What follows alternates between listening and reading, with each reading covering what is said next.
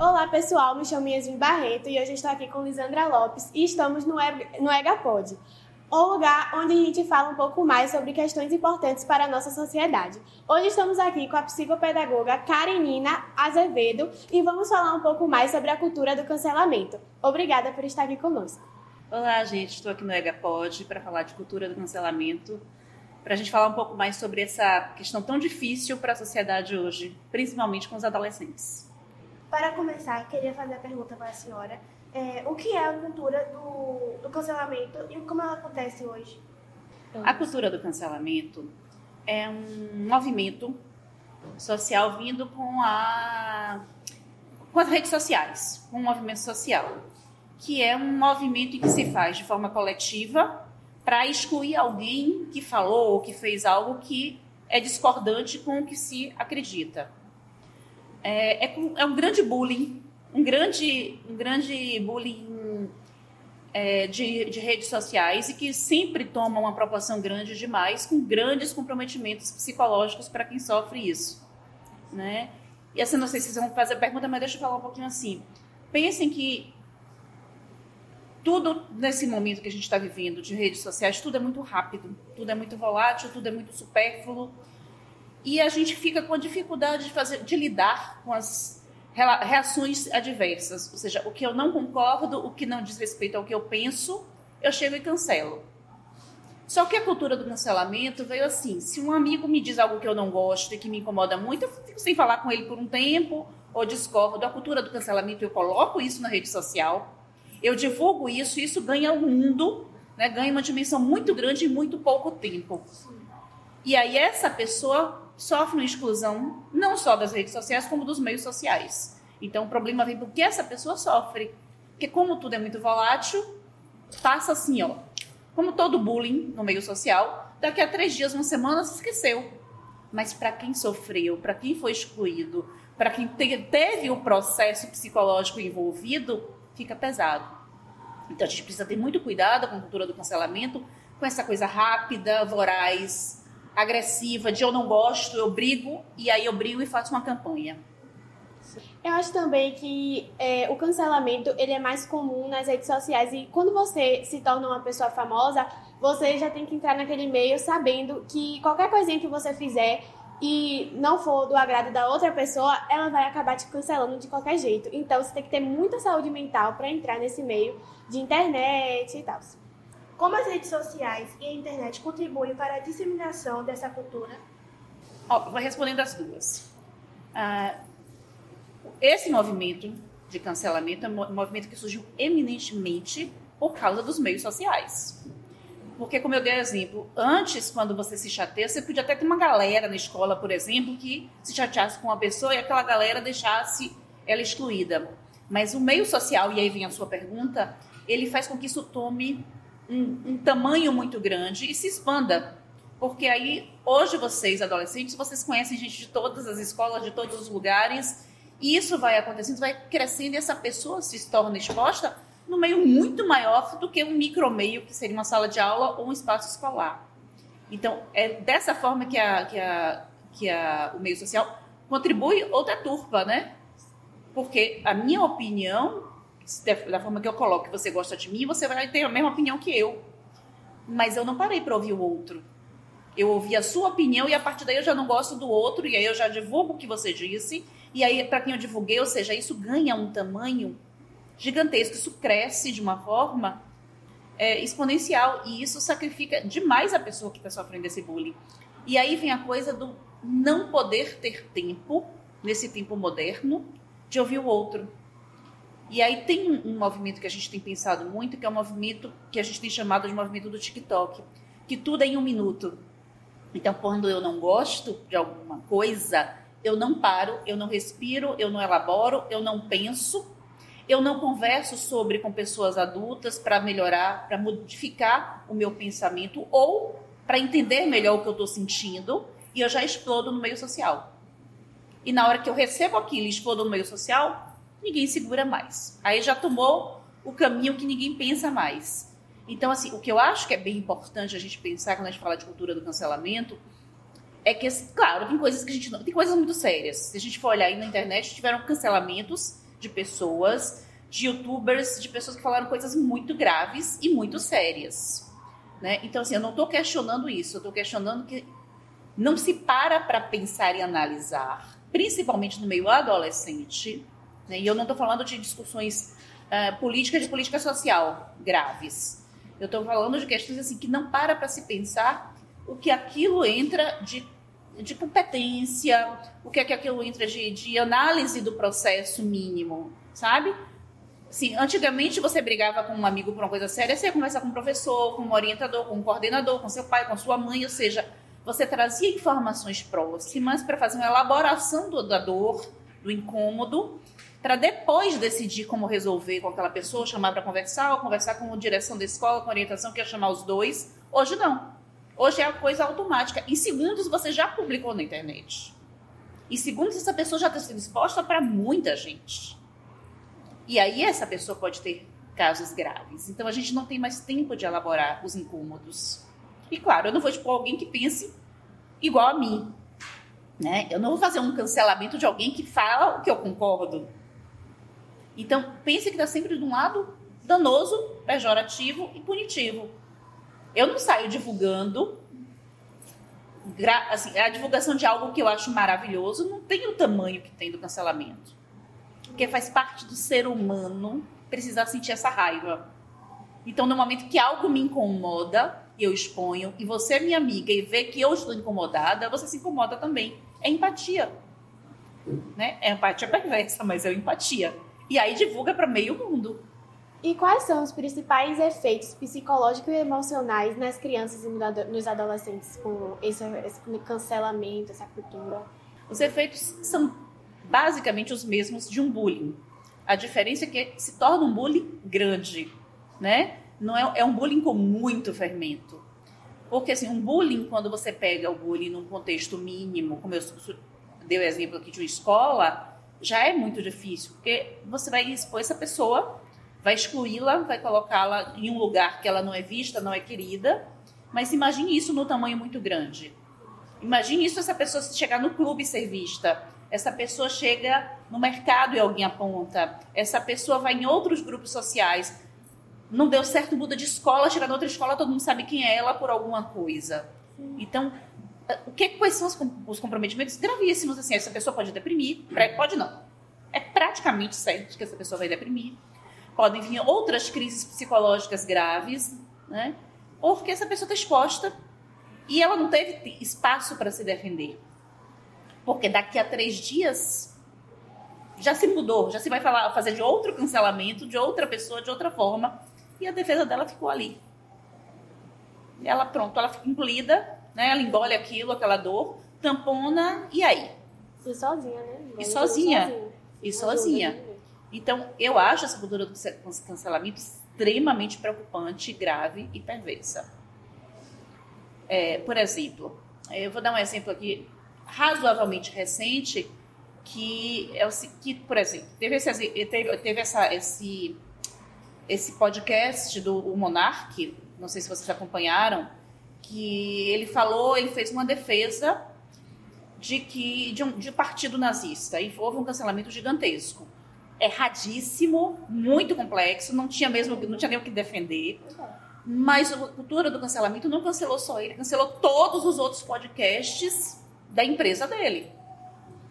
Então eles perderam imensos patrocinadores e muitos outros profissionais que têm família foram comprometidos. Então, ok, ele está errado, ele deveria responder judicialmente, deveria ter feito tudo isso. Mas se estendeu de uma forma tão grande que comprometeu várias vidas, várias famílias junto dessa forma. Por quê? Porque é uma cultura do cancelamento. Se não existisse a cultura do cancelamento, cara, o que é que ia acontecer? Ele não ia ser punido por isso? Iria. Mas não, as outras pessoas não iriam. Não ia ser a pedra na água. Não ia surgir para que outras pessoas... eu acho que a empresa dele tinha 8, 10 podcasts, quase todos perderam patrocínio. Né, e que eram outros assuntos. Ele respondeu, ele falou por ele, a pessoa. Então, também me preocupa que essa cultura do cancelamento saia da posição pessoal de uma pessoa que fala besteira, que fala coisa errada, que é grave, e se estende para todos aqueles que trabalham com ele ou que fazem parte de um meio social. Então, como é que a gente pode equilibrar a liberdade de expressão com as crianças e o adolescente de forma online? Olha só, de forma online, equilibrar qualquer coisa é complicado. Porque, né, não é uma liberdade de expressão, é uma liberdade de toda e qualquer coisa. Então, assim, existem alguns marcos da internet que agora estão sendo votados e pesquisados para se fazer, né, alguns limites jurídicos necessários. Mas o que eu acho que precisa ser dosado é a forma que essas pessoas aprendem a se colocar com liberdade de expressão. Porque o conceito de liberdade de expressão perdeu qualquer critério. Hoje se acha que a liberdade de expressão é falar o que eu bem entender, da forma que eu entender, para que eu entender, sem respeito ao outro, sem empatia, sem o mínimo de olhar. Vou chamar assim, é o mínimo de um olhar conceitual sobre o que o outro pode, de forma que o outro pode receber. Isso não é liberdade de expressão. Isso é falta de educação social. Isso é extrapolar toda e qualquer possibilidade de trocas sociais, de relacionamentos sociais. Então, eu acho que se perdeu o conceito de liberdade de expressão. Liberdade de expressão é poder, sim, eu falar o que eu quero, respeitando o meu limite, o limite do outro, respeitando as regras sociais, respeitando aquilo que é possível para se conviver em sociedade. E isso, sim, é liberdade de expressão. Então, como é que a gente faz para equacionar isso? Educação doméstica, educação de casa, educação escolar, aprender a respeitar o outro, a trocar informações, né? No momento que eu me incomodo, eu tenho que aprender que se eu me incomodo, eu tenho que ouvir o outro e eu posso não concordar, é pleno direito de não concordar, mas eu acho que você tem o direito de falar. O que eu não posso é sair expondo para o mundo porque você falou algo que eu não gostei. Então, a gente vai equacionar, não é pelo meio social, mas é pelo meio pessoal. É família, é escola, é relações sociais, aprender a conviver de forma mais profunda, menos rasa, menos um minuto do TikTok, né? Aprender a respirar antes de falar, de ouvir, de poder conversar, de poder ouvir o outro lado, de dizer não concordo, mas tudo bem, você pensa assim, então a gente não vai ser amigo, a gente não vai se falar, a gente não concorda, mas eu não vou lhe desrespeitar e não vou permitir que você me desrespeite. Você não tem a liberdade de expressão de me agredir. Isso não é liberdade de expressão. Isso eu não vou aceitar. Como eu também não vou lhe agredir, porque isso não vai ser minha liberdade de expressão. Para a gente conviver socialmente, a gente tem que respeitar o outro. E aí sim, no momento que isso acontece na identidade da pessoa, isso vai funcionar no meio social. Acontece? Não. Por isso é que estão tendo tantos marcos de sistemas sociais que estão se analisando, entrando com regras, com leis, e que se critica, que se defende, enfim. Mas se a gente não consegue fazer isso com uma sociedade, né, que ela funcione de forma respeitosa, vai ter que entrar na legalização, vai ter que entrar na justiça. Não vai ter outra opção. Quais as estratégias educacionais para ajudar os jovens a lidar com a cultura do cancelamento? A primeira estratégia educacional, e quando eu estou falando de educação, não estou falando só de escolar. Educação, família e escola, porque tem que caminhar juntos. E sociedade. A primeira estratégia é reconhecer que existe. Porque não é algo que a gente possa simplesmente ignorar e botar um tampão nos olhos e nos ouvidos e dizer não existe isso e vamos ignorar. Existe, é sério, tá aí, não vai deixar de existir. Uma vez que aconteça, está acontecendo, então vamos agora educar nossos jovens. Vamos falar disso abertamente. Vamos fazer podcasts, vamos chamar profissionais, vamos conversar em sala de aula, vamos preparar nossos professores para falarem sobre isso, vamos conversar com os pais, vamos mostrar aos pais que eles precisam sim gerenciar de alguma forma esses filhos, crianças e adolescentes. Não é tomando o celular, não é fiscalizando o celular, mas é conversando sobre isso. Não adianta eu pegar o seu celular para fiscalizar e dar bronca porque você fez alguma coisa errada se eu não conversei com você antes. Porque vai ser só uma branca vazia. Mas se a gente tem um tempo, eu com você, com minha filha, se a gente conversa, se você tem espaço comigo como mãe para chegar e dizer, mãe, aconteceu tal coisa na escola, eu não sei como reagir, eu estou muito chateada, e saber que antes de você publicar, você tem um apoio para conversar, para se acalmar, para dar um colo, que você tem uma escola que vai lhe dar esse suporte. Então, eu acho que a grande estratégia para resolver isso, vou repetir sempre, sem medo, é a educação. E o que é que a escola, como ambiente estruturador, pode fazer? preparar professores, levar discussões para a sala de aula, principalmente com o adolescente, que é muito mais impulsivo do que a criança em si. A criança não tem tanto acesso impulsivo à rede social, até que tem, mas não nesse ponto de fazer esse movimento, de fazer grupos de pais, conversar com os pais, orientar esses pais a como conversar em casa, a como organizar essa coisa. Né? Você teve alguma questão que se lhe incomodou? Poxa, mãe, olha aqui, olha meu WhatsApp que eu recebi de mensagem, eu não sei como responder, eu não quero criar um problema a partir disso. Mas para isso os pais também têm que estar preparados, reconhecer que isso existe e que a questão é educativa, é processual, não é punitiva, não é nega, me dá seu celular aí, por favor, que eu vou dar uma olhada nisso daí e aqui tá errado, você não devia ter escrito isso, vai ficar de castigo, vou esconder seu celular. Isso não vai funcionar. Isso não é formativo. Isso é punitivo. Então, a forma da gente poder melhorar e mudar a sociedade sempre é a partir da educação, mas da educação continuada. É cansativo para pai e mãe? É. Mas é enriquecedor ver quando vocês aprendem a lidar dessa forma, a ter esse olhar, porque eu não estou pegando um adolescente e punindo para que ele aprenda. Eu tenho que ensiná-lo, porque ele vai ser um adulto, ele vai ter filhos, ele vai educar outros adolescentes no futuro. Eu não sei o que o futuro espera, a gente nunca sabe, porque hoje na internet tudo acontece, né, a milhão, corre tudo muito rápido. Então eu preciso preparar essas pessoas para que tenham flexibilidade, para que tenham um olhar amoroso e respeitoso com o outro, para que isso possa acontecer. Eu acho que a grande forma é juntar forças, instituição de educação, família e entender. Então o primeiro passo é, existe. É prejudicial, como é que a gente faz agora? Vamos cuidar, vamos orientar, vamos ensinar, vamos estar perto, vamos estar junto, vamos dar as mãos. Eu acho que a melhor forma é essa. Como esse ponto que a senhora falou dos pais pegarem o celular, tem jovens que têm receio de mostrar algo para os pais pelo motivo deles pegarem e já querer pegar o celular, tomar, esconder. Aí ele já fica com um receio de mostrar. Aí eu acho que é a insegurança dos filhos, sabe? Tem algum caso recente ou que chamou a atenção da senhora sobre esse tema? Falando só do celular que você começou, né? É o que eu acabei de falar. Eu acho que assim, o jovem ele precisa ter confiança na sua base. Você precisa ter confiança nos seus pais. E para isso, esses pais, como adultos, precisam se posicionar de forma também a dar ground, a dar segurança. Então, não adianta tomar e culpabilizar e punir.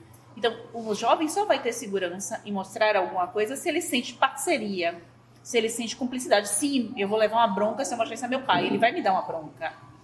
Porém, eu tenho confiança de que essa bronca dele vai me ajudar. Não vai ser uma bronca e que vai só me punir. Porque bronca virá assim, faz parte, né, de educar, da parentalidade. Mas se eu tenho confiança que mesmo com a bronca eu vou me sentir protegido e estruturado, eu vou procurar meus pais. Essa é a grande questão, é desse suporte.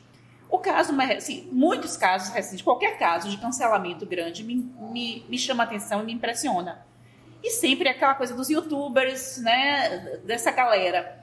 O que mais realmente me chamou a atenção foi o que eu citei agora, recentemente, do Monark, não por ele, mas por toda uma equipe que foi envolvida, pelo tamanho que tomou, no contexto social de toda uma empresa e muitas famílias envolvidas. Todo mundo se afetou. Todo mundo se afetou. Então, não por ele, porque ele realmente tinha que ter alguma coisa, mas o que mais me impressionou realmente foi ele, pelo tamanho que se tomou para as outras pessoas, para as pessoas que não compactuavam com o que ele pensava, porque foi um pensamento pessoal dele, porém, as outras pessoas foram impactadas. O que pode acontecer também, quando a gente está falando de cancelamento, não é só a pessoa, né? A gente falou aqui das questões emocionais que a pessoa recebe, e com todo esse meio em volta, com tudo que vem em volta. No caso dele, me chamou muita atenção, porque foram muitas famílias e muitas outras pessoas afetadas. Como esses exemplos ilustraram desafios enfrentados por essa faixa etária? Eu imagino que você está falando da faixa etária dos adolescentes, né? Sim. O primeiro grande desafio é não saber como lidar. O adolescente, eminentemente, não sabe como lidar com esses enfrentamentos, principalmente quando é o enfrentamento de algo que eu não dou conta, né? Que é algo que me agride, que me desafia. Então, A estratégia, primeiro, em vez de sair divulgando, né, não usar o termo cancelamento, mas sair divulgando a besteira que alguém fez, é procurar um adulto, procurar um apoio. Se não consigo, não confio nos meus pais, eu tenho um orientador na escola, eu tenho alguém, eu tenho um professor que eu confie mais, que seja mais brother, né, que seja mais legal, que eu possa dizer, pô, me ajuda aí, tô com um problema. O professor pode dizer, olha, lhe ajudo, ou vamos procurar a orientação da escola, vamos procurar a supervisão, vamos ver quem pode ajudar. E aí, assim, a escola pode ter um acesso a esses pais, pode levar para encaminhar para uma terapia. Mas eu acho que a grande questão do adolescente é exatamente essa. No momento em que eu recebo algo que eu não sei lidar, eu explodo. Assim, é normal do ser humano, faz parte. No momento em que eu sou agredida, eu revido. Isso é naturalíssimo, isso faz parte da estrutura da psique humana. Né? Então, se um cachorro vem em cima de você, você corre. Se alguém lhe dá um tapa, você revida. Isso também na estrutura psicológica e cognitiva. Alguém lhe agride, você revida.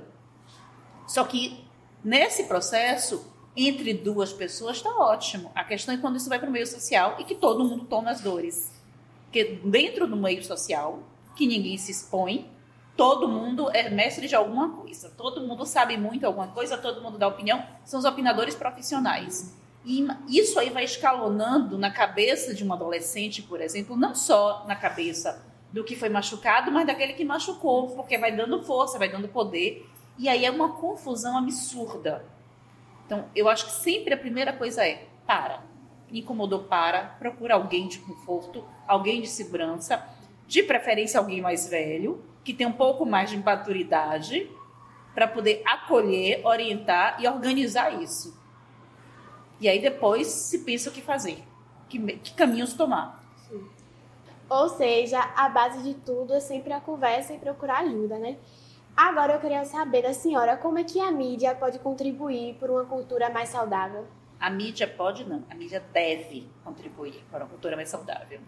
Cada dia que passa com essa cultura do cancelamento, que também eu não sei quanto tempo vai demorar para a cultura do cancelamento ser cancelada, a mídia precisa fazer campanhas, precisa fazer movimentos em que isso seja dito, que seja considerada as dificuldades que estão sendo apresentadas, que estão sendo consideradas os processos psicológicos que as pessoas vêm enfrentando, e que isso seja feito uma campanha mais séria, uma campanha educativa, que organize, que oriente isso, que diga, vamos parar, vamos devagar, vamos tentar fazer menos dessa forma e mais de uma forma mais contextualizada. Eu acho que a mídia precisa. Não deve não, ela precisa. E urgente, para ontem. Então, quais ações os ouvintes podem tomar para proteger as crianças e os adolescentes nessa cultura do cancelamento? Não são as ações, é uma só. Conversar. Sim, né? Conversar, falar sobre na mídia, falar sobre na escola, falar em sala de aula, falar em podcast, falar em família, é falar. É conversar. Né? Não é só alertar, porque quando eu lhe alerto, você fica atenta, mas você não elabora. É conversar, é falar sobre. Eu acho que o grande movimento é esse, é conversar. E com os adolescentes, conversar com as crianças, que já estão aí, as crianças muito pequenas estão de celular na mão. Né? Então, conversar sobre isso. E não só sobre no momento da mídia, mas no momento social também. O que acontece? A gente sempre teve, a vida inteira, sempre houve isso, não com esse termo bonitinho de bullying, mas sempre teve. Mas se resolvia.